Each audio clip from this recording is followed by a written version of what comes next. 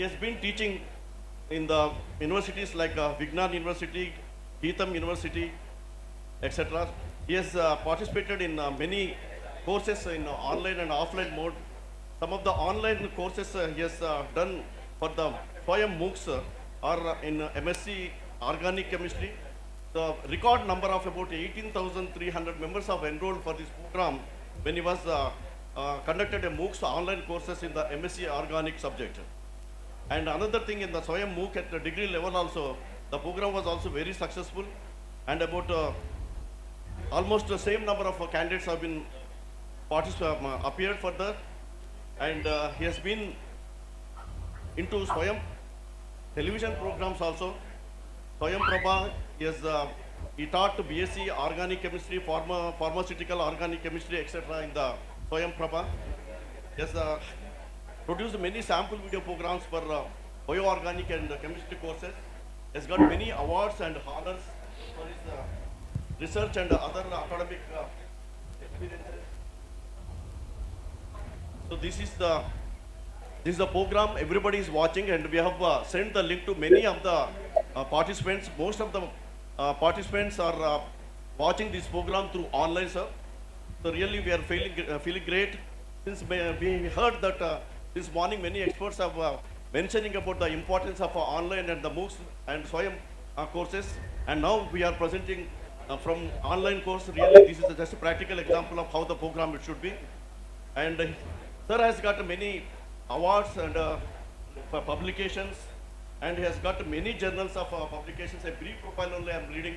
He has got many like that, achievements for his work has done for this in this subject, as well as for the his contributions to the MOOCs and other Swayam programs. Thank you, sir. We welcome you for this online program. So from Osmania University, MMRC, we are really grateful to you for coming forward and presenting this online course, sir. Thank you, sir. Welcome for your presentation. Thank you for a nice introduction. Am I audible to all of you? Okay. Yes, Actually, sir. I Yes, sir. want Yes, to sir. You're audible, sir. interactive also so that you can also ask a lot of questions, doubts, or any queries you have. We can actually discuss. And since we are running late, I try to finish it off quickly also. But I'll briefly talk about the main aspects of instructional design. Uh, Without taking much time, let me start my presentation.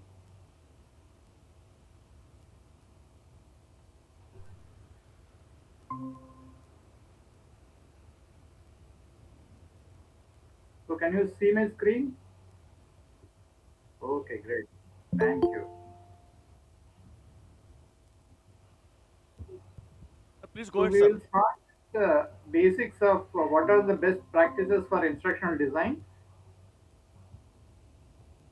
So what we are trying to address, three major questions we are trying to address. One is it possible to implement personalized learning in the online environment? So this is one question we will be addressing. The next one is, do we need sophisticated tools and techniques to become an online expert? And the third question, what we will be answering is it really worth spending time in creating aesthetically beautiful learning material? So these are all the three basic fundamental questions we will be addressing in this particular session. So the flow of presentation is like we will take a holistic view about what is the course development and the specific approaches to instructional design.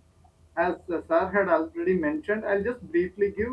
We have been from JNU. We have been successfully running a couple of MOOCs. One is PG level organic chemistry. One MOOCs. This is a 4 credit 15-week program. And currently in this semester, January semester also, we had quite a bit of registration. So we had crossed 20,000 plus in the past 3 years.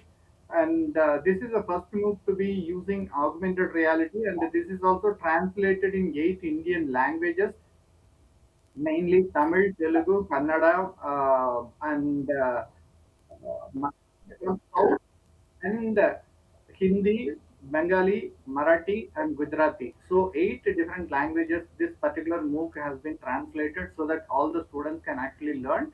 And this is also rated as the second best online organic chemistry course. And similarly, because of the popularity, we have been getting a lot of requests from the students to start a UG level course. So we also started a basic organic chemistry for mainly the UG students. So this is also a 4 credit 15-week course, and we started this with the collaboration with the CEC And this is, I can very proudly say that this is the first course developed by CEC, and we have close to 4,200 plus enrollment for this particular course. We are especially thankful to Professor Nadda because he had initiated this program, and I was the first one to develop, so I have a little bit proud to say that CEC was part of this particular MOOCs. So we have also been contributing to Swayamprabha TV channels as it was mentioned earlier. So we have developed close to 57 courses. This was done during mainly the COVID-19 forced lockdown. So from to 2020 April onwards, all the colleges and everything was higher education was completely closed. So to reach the rural population in collaboration with IIT Madras, we have started this online teaching mainly through the TV channels. So, in this program, mainly we focused on arts, science, and literature, where humanities, where less materials were available because Swayamprabha TV channel mainly focuses on other subjects. So, we also tried to create more courses. So, we created around 57 courses and close to 800 plus hours of video contents we have developed. And so I'll just do a small comparison between curriculum design and instructional design because curriculum design is the one all the teachers are very familiar with, but instructional design is something very new for many people.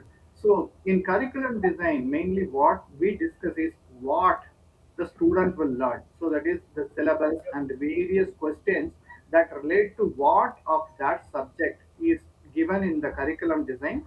But when we talk about instructional design, we will be talking about how that is going to be taught to the student. So this is a two different approach. One is what will be told to the students.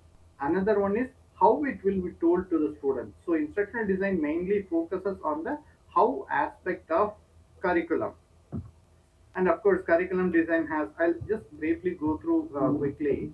And the curriculum design talks about knowledge, whereas knowledge means learning something. That is what curriculum design talks about. Whereas in the instructional design, we will be talking about access to the knowledge. So that is the two different approach we have to follow. So once we know what is the instructional design, then it helps us make our courses much more better so that the student will get engaged and they will learn much more. And the pedagogical aspect, when we talk about the curriculum design, is it's important, and even for the pedagogy, this instructional design, it is very important.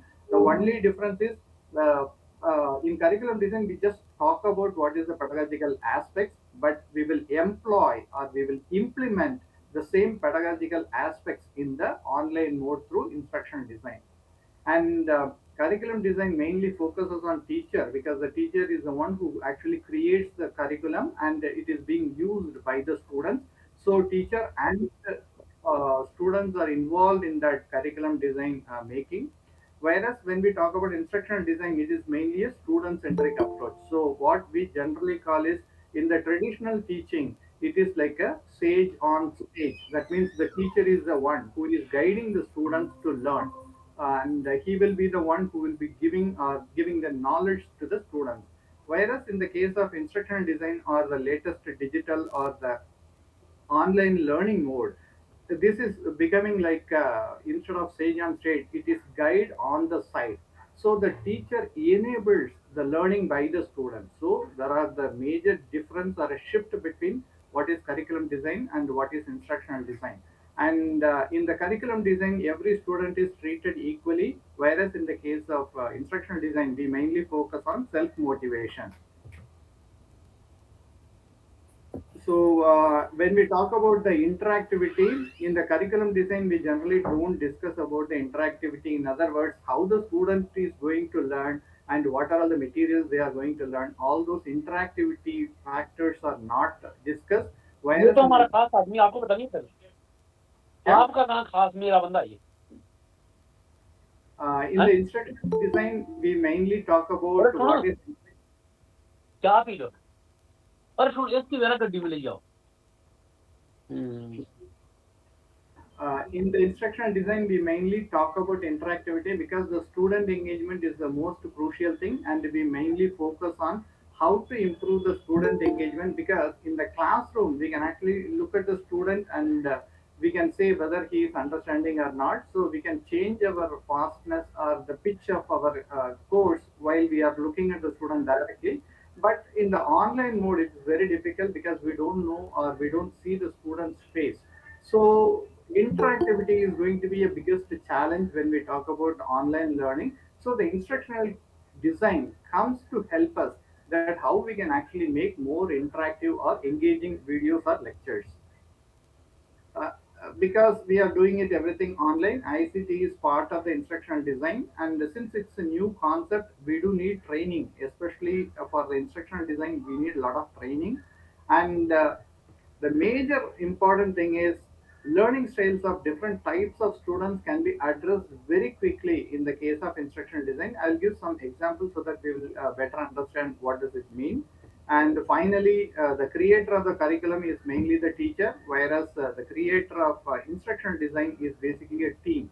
So subject matter expert or the teacher is the main person, but along with him, there will be a video content creators, there will be a cameraman, there will be other people who will be supporting him, multimedia, animation creators.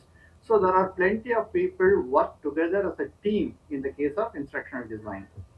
And why we talk more about all these things are basically we really don't know who the students are. So when we don't know who the students are in the online medium, we do need to have some rough idea to whom we are going to teach. So we basically talk about some pedagogical or a theoretical aspect where we talk about learning styles of the student. So there are four major categories of students. One is the visual student. Some students learn through looking at the pictures, images, and other things. And the second set of students are called the auditory students. They will listen to the lectures and they will learn much better. And there are a third category which is called the kinesthetic students. So they will be trying to touch the things or through experience they will learn. And the last category is the tactile one. They want to manipulate the things. So these are all the four major categories of students' learning styles.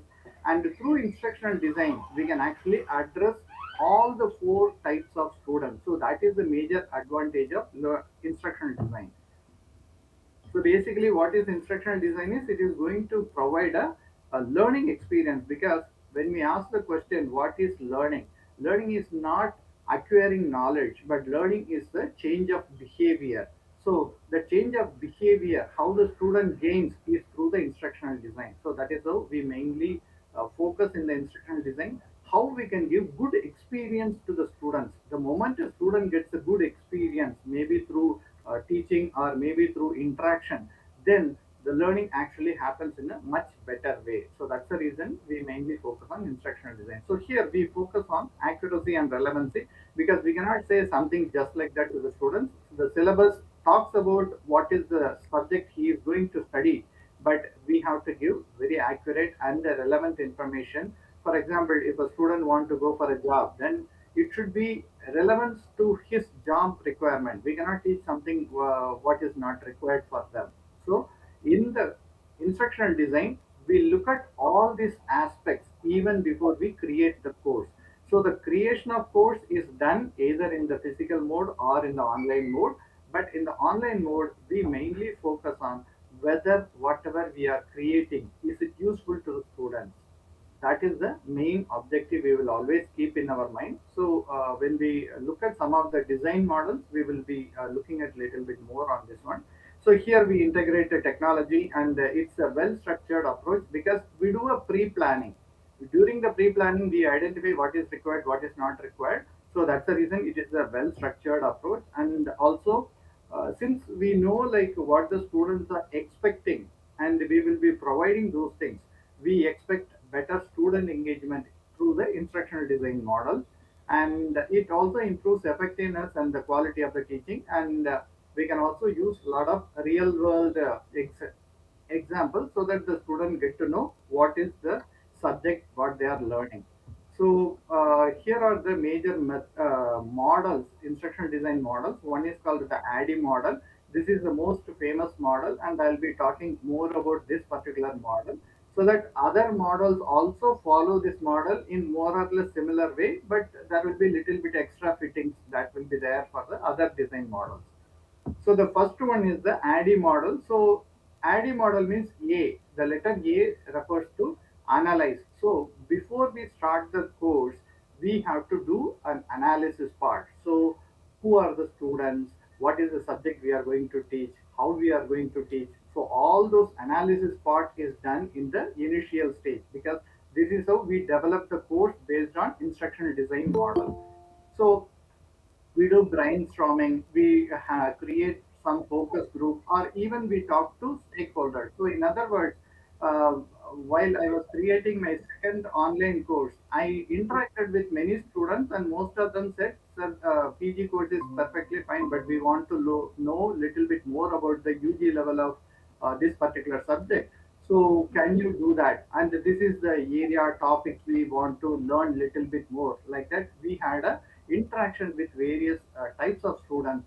So that is how we started this analysis part. And once we have these kind of small meetings and understanding what the students are expecting, then we do this relevancy test and we run a small pilot study. Pilot study means we just create sample lectures, maybe two or three sample lectures we create, maybe 5 minutes long, not very long lectures, just a 5 minutes long couple of lectures we create. And in that we discuss about what are the topics we are going to talk, and we put that videos on online, and we expect the students feedback, because we have lots of WhatsApp group and we have lots of network connectivity with a different type of people.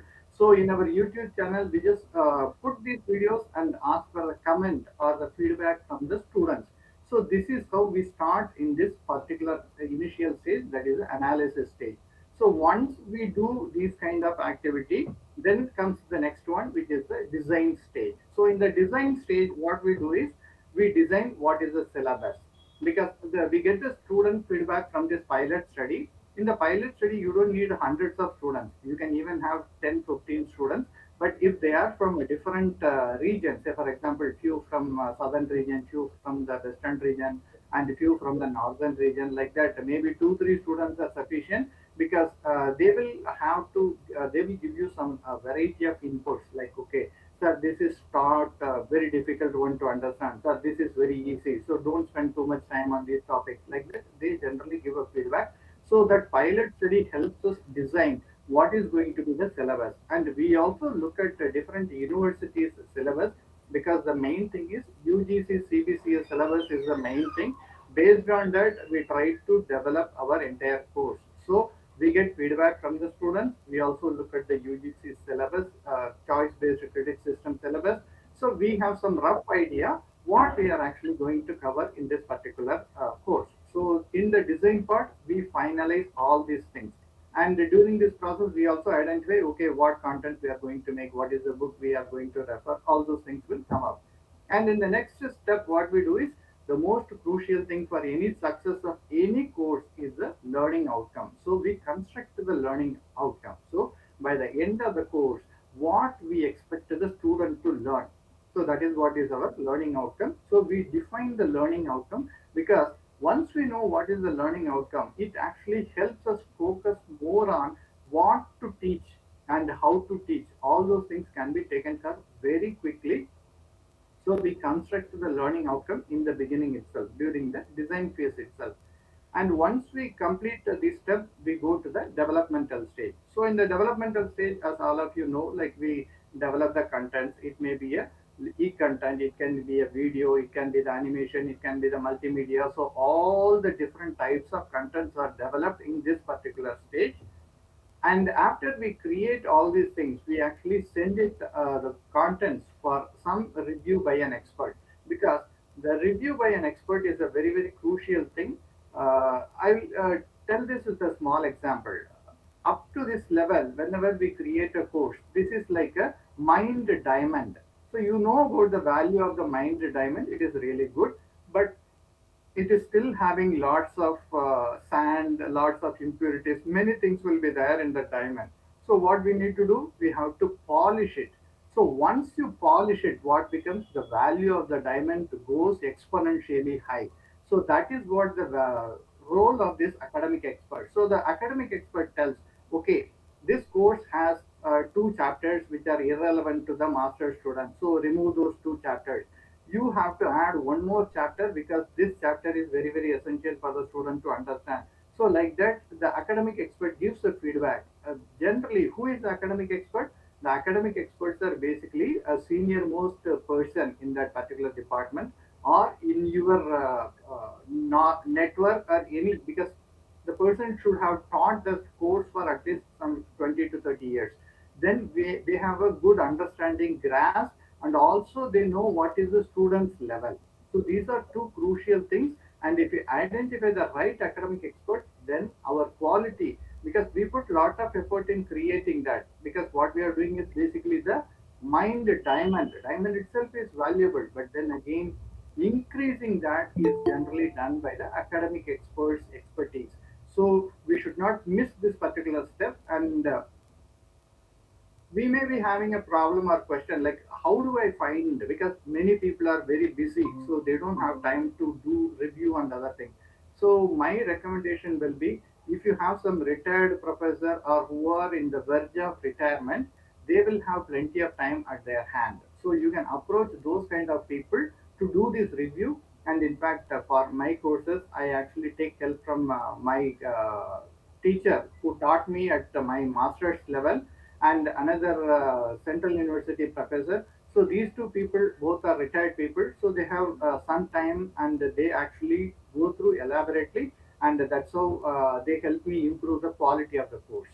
And the next one is, whatever the suggestions they give, I just incorporate. So you also have to incorporate the suggestions given by the academic expert, so the quality improves multifold.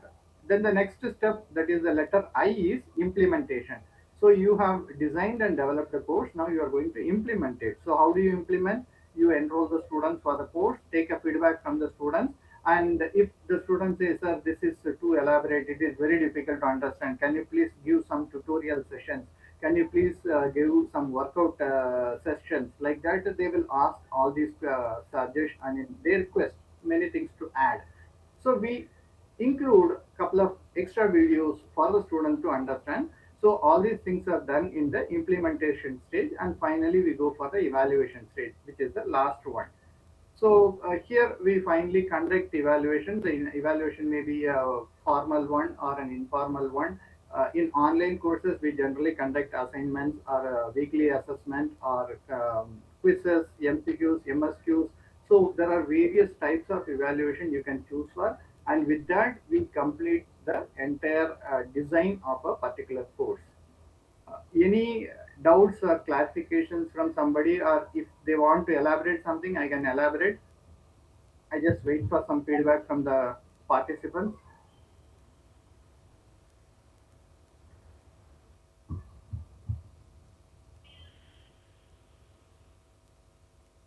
Yeah,